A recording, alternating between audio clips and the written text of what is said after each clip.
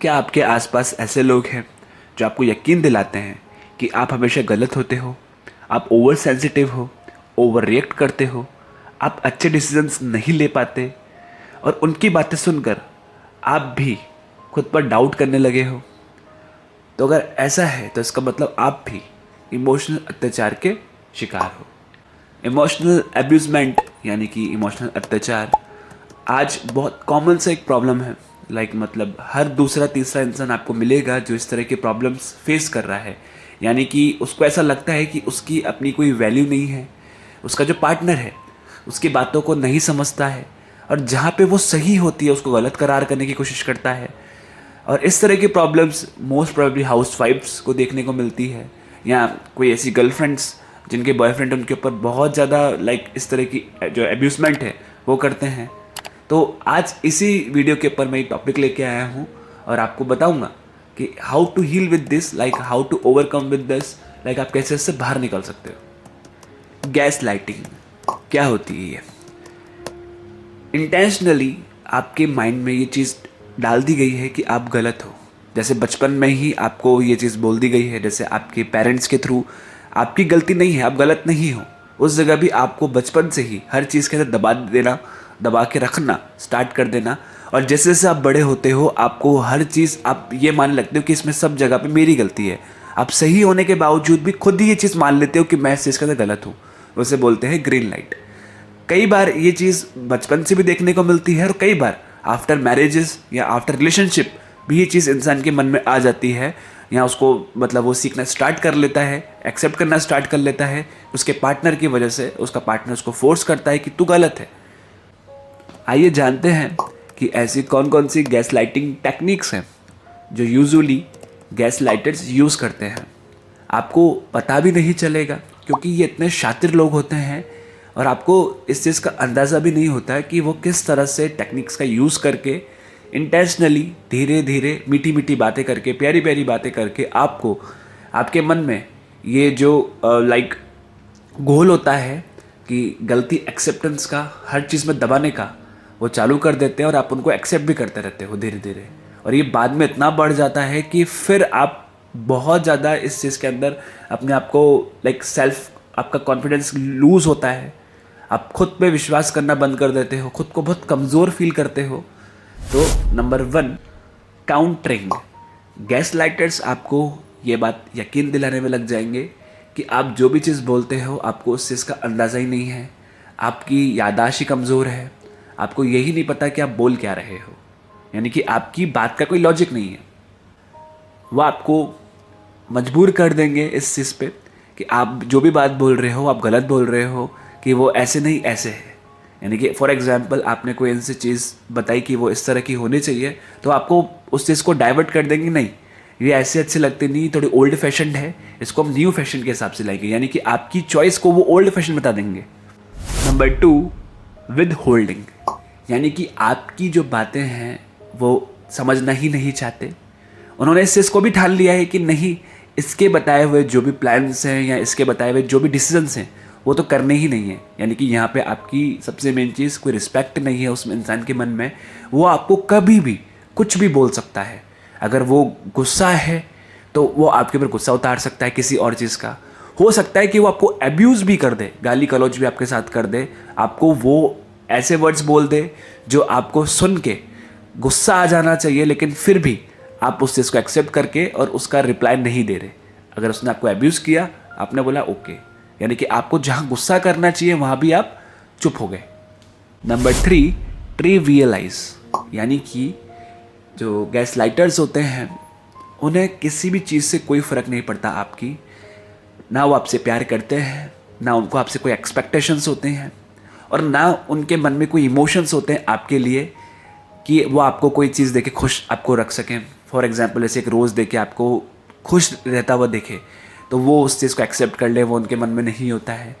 They are just, वो इस चीज़ को, अगर वो किसी भी रिलेशनशिप में भी हैं तो वहाँ पे वो किसी तरह की रिस्पॉन्सिबिलिटी लेना नहीं चाहते। इट मीन्स कि वहाँ पे आपको जो करना है आप करने के लिए फ्री हो। अगर आपको कहीं बाहर जाना है तो आप जाओ, आपको आना है तो आप आओ, कोई दिक्कत नहीं है, उनको कोई फ़र्क नहीं पड़ता।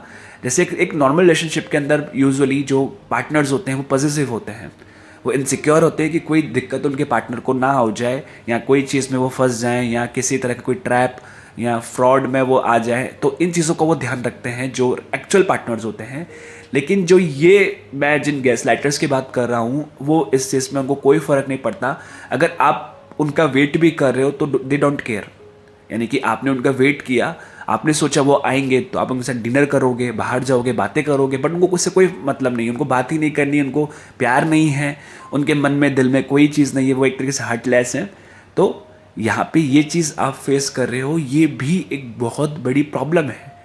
हम लोग इस चीज़ को नहीं समझ पाते हैं यूजुअली कि जो जिस इंसान के साथ हम रिलेशनशिप में हैं और वो इंसान आपसे प्यार नहीं करता, वो आपको प्यार नहीं जताता है, वो आपकी केयर नहीं करता, आपको पैम्पर नहीं करता है, और फिर भी हम इस चीज़ में रहते कि एक दिन ये ठीक हो जाएगा, एक दिन ये सुधर जाएगा, या फिर हम इसको सही कर देंगे, चेंज कर देंगे। तो यही सबसे बड़ी गलती होती है आपकी। एक रिलेशनशिप के अंदर कभी भी स्पेस या फिर एक सिक्योरिटी के लिए कि आपको जो करना है आप उस चीज़ को करने के लिए फ्री हो, ये चीज़ें नहीं होती है। पॉजिटिवनेस भी होती है, कुछ जगहों पे इनसिक्योरिटीज़ भी होती है, क्योंकि वहीं से दिखता है कि सामने वाले को केयर है, परवाह है। मैं इस चीज़ की बात नहीं कर रहा हूँ कि आपका पार्टनर टॉक्सिक हो जाए, कि आपको हर चीज़ में टोके रोके, नहीं, वो तो गलत है, इंटेंशनली इमोशनली वो बिल्कुल गलत है। मैं इस चीज़ की बात नहीं कर रहा हूँ कि आपका पार्टनर टॉक्सिक हो जाए, आपको हर चीज़ में रोके टोके, आपका जो भी बनता हुआ काम है उसके बीच में आए, आपकी पर्सनल चीज़ों में बहुत ज़्यादा इंटरफेयर करे, नहीं। मैं इस चीज़ का समर्थन भी नहीं करता हूँ, और मैं इस चीज़ में भी ये बोलूँगा कि यहाँ पे भी चीज़ें गलत है, क्योंकि कुछ चीज़ें पर्सनल होती हैं जिसके अंदर आप पहले उस चीज़ को कंप्लीट करना चाहते हो, अगर उसका एक अच्छा रिजल्ट होता है तो ही आप उसकी गुड न्यूज़ शेयर करना चाहते हो। तो यहाँ पे मैं उसका सपोर्ट बिल्कुल नहीं करूँगा, लेकिन जहाँ पे प्यार है, परवाह है, वहीं पे आपको केयर दिखती है, चिंता दिखती है, कंसर्न होता है। Number 4, Daniel. इट मीन्स कि आपका पार्टनर कभी अपनी गलती एक्सेप्ट नहीं करता है। इवन वो आपके ऊपर गलती का जो है सारा रिस्पॉन्सिबल डाल देता है। फॉर एग्जाम्पल, जैसे आपने अपने पार्टनर को कोई चीज़ लाने के लिए बोला, आपने उसको 2 से 3 बार रिमाइंड भी कर दिया कि ये लेके आना याद से, स्टिल वो इस चीज़ को लाना भूल गया, और शाम को जब आप उससे पूछते हो कि ये चीज़ तुम लेके क्यों नहीं आए, तो वो इंसान रिप्लाई करता है कि तुमने मुझे याद नहीं दिलाया वापस, तो मैं चौथी बार बोलना था कि तुम ये चीज़ लेके आना, तो मैं याद रखता, मैं भूल गया।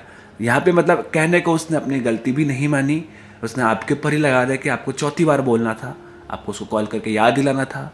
तो इस तरह के बहुत सारे एग्जाम्पल हो सकते हैं जहाँ पे आपका पार्टनर अपनी गलती एक्सेप्ट नहीं कर रहा है, नहीं करता है, उल्टा आपके ऊपर उस गलती का सारा क्लेम डाल देता है। Number 5, diverting. जहाँ पे गैसलाइटर को लगता है कि उसको इस चीज़ की नॉलेज कम है, सामने वाला उस चीज़ के अंदर नॉलेज ज़्यादा रखता है, सामने वाला उस बात में बिल्कुल सही और वो गलत है, तो वहाँ पे वो उस बात को ही डाइवर्ट कर देगा, उस टॉपिक को ही बोल देगा कि ये टॉपिक ख़त्म करते हैं, दूसरे टॉपिक के ऊपर बात चालू करते हैं, क्योंकि उसको पता है कि वो इस टॉपिक में गलत है, लेकिन फिर भी वो अपने सेल्फ एस्टीम को डाउन नहीं करना चाहता। वो ये नहीं चाहता कि सामने वाला इस चीज़ के अंदर थोड़ा उससे ऊपर जाए, आगे बढ़े। इस छोटी सी चीज़ को लेकर के भी बहुत बड़ा इशू वो बना सकता है, या फिर वो इस चीज़ को डाइवर्ट करने की कोशिश करेगा कि नहीं, दूसरी बात करते हैं, दूसरा टॉपिक लेके आते हैं।